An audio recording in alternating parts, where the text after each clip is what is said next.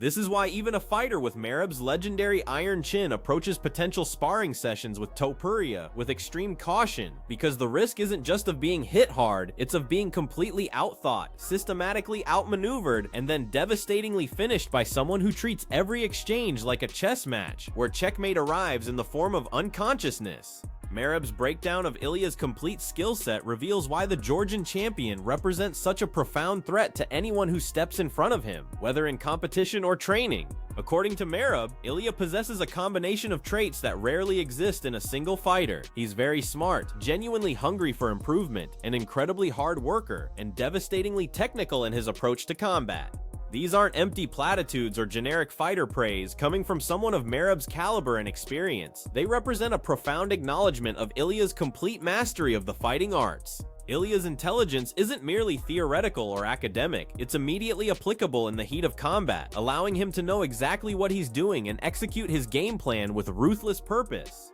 He counters wrestling attempts with perfect defensive positioning, systematically denies opponents their escape routes, and methodically draws them into his preferred striking range, where his advantages become overwhelming. This is the trap that Merab warns about, because Ilia actively wants to box with you, and for many opponents this might sound like an opportunity to engage in their own preferred style of combat. However, Merab's warning is crystal clear. That's precisely where you make your fatal mistake, because once you start boxing with him, that's exactly where he will knock you unconscious. This isn't about a simple exchange of punches or a test of who hits harder. It's about accepting an invitation to your own systematic destruction, orchestrated by someone who has engineered the entire encounter to maximize your vulnerability while positioning himself for the perfect finishing sequence. The evidence that Merab presents about Ilia Topuria's training methods reveals a pattern that goes far beyond isolated incidents or occasional rough sparring sessions. According to Merab's first-hand accounts, people would regularly travel from across Europe, eager to train with or test themselves against the rising Georgian star, only to find themselves on the receiving end of knockouts that served as harsh lessons in the difference between elite-level talent and truly transcendent ability. This isn't a matter of accidental contact or the occasional hard shot that gets through someone's guard. This represents a clear, documented pattern of Ilia approaching every single training round with the unmistakable intention to incapacitate his sparring partners.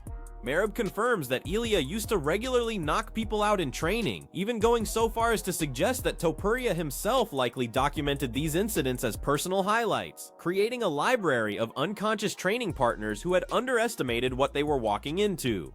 Imagine the scene that Merab describes: aspiring fighters, some bigger than Ilia, some taller, some arriving with their own impressive credentials and accomplishments, stepping onto the mats full of confidence and hope, only to be systematically dismantled and laid out cold by someone who treats every exchange like a championship fight, where his title depends on finishing his opponent. For a top-tier professional like Merab, whose career and financial future depend entirely on his ability to preserve his body for actual competition, this level of aggressive intensity isn't just impractical or uncomfortable. It represents a genuine threat to his professional survival and long-term health. The picture that emerges from Merab's candid revelations isn't simply about a fighter who hits hard or trains with unusual intensity. It's about the fundamental impossibility of achieving productive training sessions with someone whose default setting is complete and utter destruction. Merab's internal conflict becomes crystal clear when he states that while he likes training with Ilia in concept, the reality is that he doesn't like training with him because the inevitable result is getting hurt, injured, or knocked unconscious.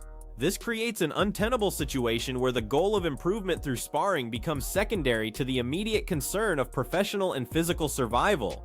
When Merab explicitly states that it's impossible to get a good training session with Ilia because someone is going to end up hurt, injured, or knocked out, he's not describing the normal risks associated with combat sports training. He's identifying a fundamental incompatibility between Ilia's approach and the practical needs of professional fighters who must balance skill development with career preservation.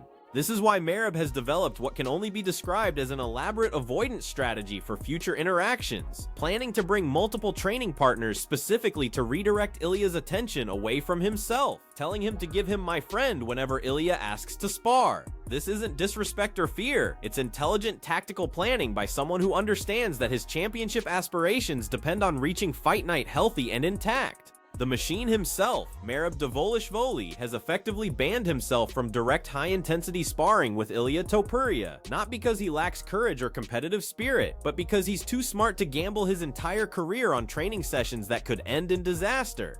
This revelation forces us to confront an uncomfortable truth about El Matador, that his greatness comes with a cost that extends far beyond his actual opponents to include anyone who simply tries to share the mats with him, creating a gravitational field of destruction so potent that even the most elite fighters must carefully navigate around it to preserve their own championship dreams.